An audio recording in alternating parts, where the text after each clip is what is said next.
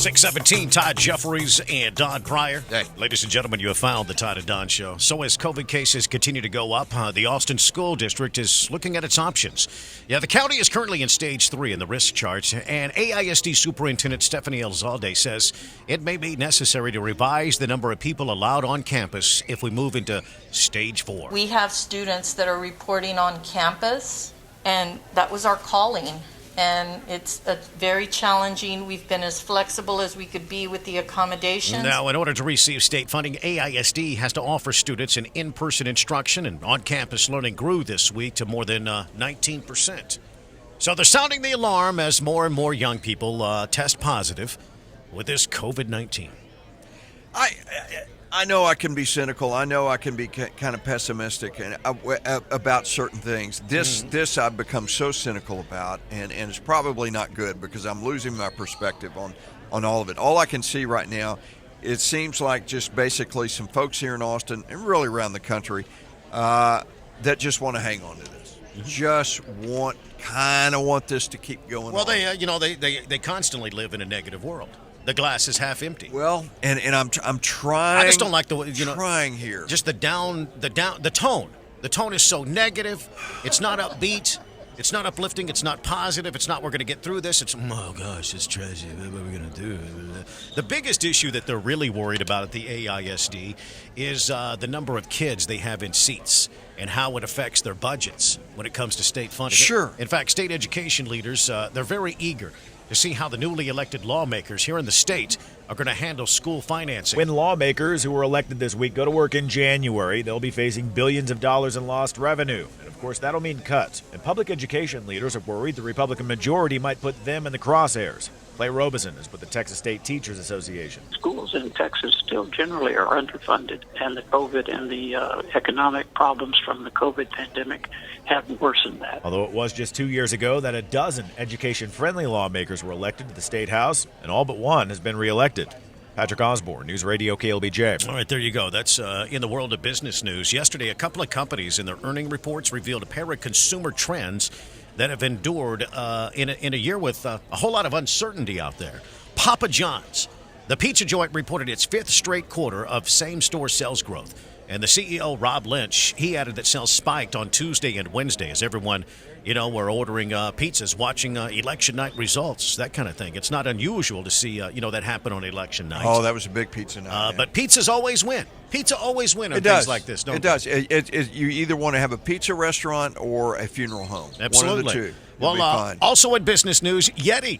The premium outdoor brand reported revenue up 29% to $295 million and profit up a staggering 126% on increased interest in outdoor activities. Makes sense. A lot of people, we're not flying to vacations. We've been taking road trip, camping trips, that kind of thing. And that's been great for the RV world. It's been great for the, the KOAs of the world and for Yeti as well. I bet, I don't know this for a fact, but I just have a feeling, a strong feeling, because I was out there just for fun boat rental out on Lake Travis, for example. We were out there one day this past summer. God, they were packed, man. They were just absolutely, again, people looking for any way to recreate locally or outside. And so it's great. I mean, it hasn't been all doom and gloom, that's for sure. Well, Yeti has a loyal customer base. There's no doubt about that. When you buy Yeti, you're saying something. Yeah.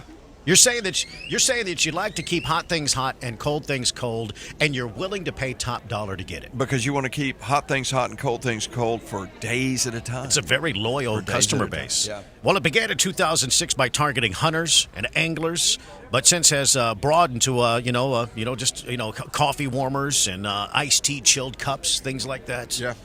Its reach has only grown during the pandemic since outdoor recreation has become the safest way to recreate. Yeah. I've told you the story. I think someone came to my brother Dane, the better-looking, cooler one, and asked him years ago, "Hey, we're starting this company, and it's going to be like this ice chest, but it's like a ice chest on steroids that keeps stuff cool for, days and days and days or warm." And Dane was like, I appreciate that. I'm going to pass. Yeah. They wanted him to go in on it. Yeah, maybe invested in a new cooler. I'm going to pass. No, That's What was that initial investment that he passed up on? I don't know. Probably pretty low. I don't know. Yeah, I mean, Probably could have got a significant percentage of the company. Yeah, I think he would have come out ahead. What year was that? I don't know. 2006, 2007, probably. However long Yeti's been around. Well, they started in 2006, but that's pretty interesting. Yeah. And to be honest, I thought, man, this company's not going to last long because after they lost that patent, after it expired on those tumblers, the tumblers, the stainless steel tumblers, and then everybody started making their own. Yeah. There's a couple of others out there. What's the one that's you see in HEB? I can't think of it right now, but they're in the HEB, Sure. the competitor basically. Yeah. And I thought, oh well, Yeti's going to go away now that everybody can make the same thing, but they've been able to keep that brand alive. There've been some lawsuits as well, but who would buy a Yeti dog bowl? Have you seen those? A stainless steel Yeti dog bowl. You know who would buy that? More money. My wife. Oh, yeah. My wife. Your wife. Yeah, right? Seriously. Yeah. Because you'll do anything for that baby's dog, man. Same woman who would buy something from Magnolia. Exactly. That's what you got there. Exactly. Yeah. It was just picket fences painted to say "I love you." That's all it was, and it's hanging on the wall for $300. Honey, I could have made that for you easily. It's on shiplap though. Oh, I see. It's on shiplap. It's all about the shiplap. It is. Listen, lucky you. Small businesses, including those owned by baby boomers, they've taken a major hit during this pandemic, and a survey reveals a 25% drop in the number of boomers who were self-employed or owned businesses in the second quarter. These are this age range that's going to got the money, they had a first career, maybe they're going to start a business on the side, that kind of thing. They've been hit the hardest. These small businesses are the folks that, have 2, 3, 4, maybe a dozen employees. Not only does this impact the greater economy, boomers own 2.3 million businesses with 24.7 million employees and 5.1 trillion in sales. This is according to census data. But it will also have a direct impact on the estimated $68 trillion wealth transfer, or the money that baby boomers leave to the next generation. This is pretty interesting. Yeah, crisis hurting the baby booming business. And that means, baby boomer age that started a business. And 25% drop in the number of baby boomers who are self-employed.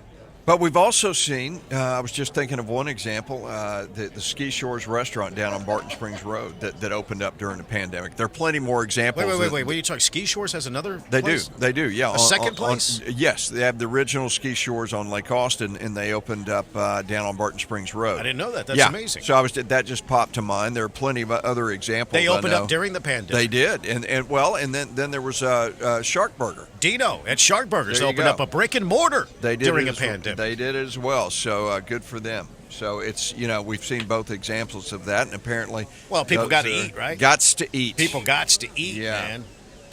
Could use one right now. What? A Shark Burger. No, come on, not this early. Oh, come on. I mean, are you kidding me? They do breakfast too. Do they? At their original locations in a gas station. It's in the back of a gas station. They're on 2243. I hope I'm right on that. 2243 in Leander. It's in the back of a gas station, and they do breakfast in the mornings. Yeah. Yeah.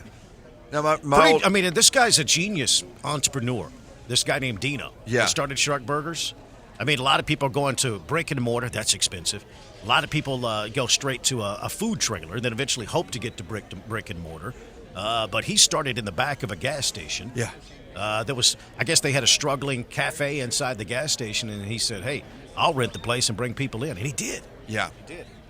Baby steps. Created a really cool thing is what he did. Baby steps. Listen, this morning, Don, I was standing in my bathroom fully naked, looking in the mirror and checking myself out, and I've noticed I have transformed my body. Not the way Jason Dick has. I mean, the guy has lost 125 pounds.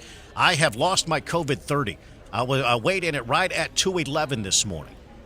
This is great. And I'm doing this soda weight loss, and thanks to Jason Dick steering me that way. Soda weight loss, been doing it for several weeks now, and I'm down many pounds. Dropped that fat weight, and I feel so much better. And during this pandemic, you may have been thinking about this yourself, wanting to live a little bit healthier, drop a little weight so that if you did get COVID, you could fight it a little easier. My nutritionist is Amanda, and it's all about the motivation and the accountability to keep me on track. I'm telling you, if you get your nutrition right, you're going to drop the pounds, 3 to 5 pounds per week, and I'll keep you updated along the way. I feel so much better working with the Soda Weight Loss Program. SodaWeightLoss.com is the website. Just click on the Soda at Home Nationwide tab. That's in the left corner up there. And it's beautiful. Soda is the weight loss program for the Dallas Cowboys organization. They vetted Soda and for the Cowboys fans as well. Soda and the Cowboys, say it with me now, state of the art.